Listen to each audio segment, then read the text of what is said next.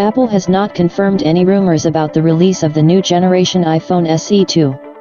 However, experts continue to provide more and more fresh information about this smartphone, if it still comes out anyway. The famous Apple analyst Ming-Chi Kuo even announced the price of a state employee. According to 9to5Mac, Ming-Chi Kuo confirmed the information that we had heard before, that the specification of the new device will be very similar to the iPhone 8. What's new? Ming-Chi Kuo also assured that the iPhone SE 2 will receive memory configurations, 64GB and 128GB. Also, in addition to the usual colors, silver and space gray, engineers will add another color, red.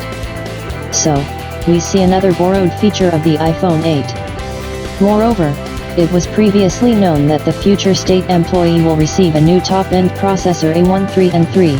The new iPhone 11 and iPhone 11 Pro are equipped with this.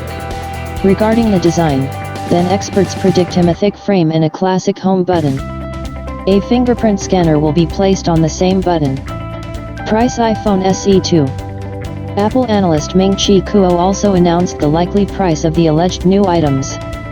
According to him, the cost of the iPhone SE 2 will start at $399.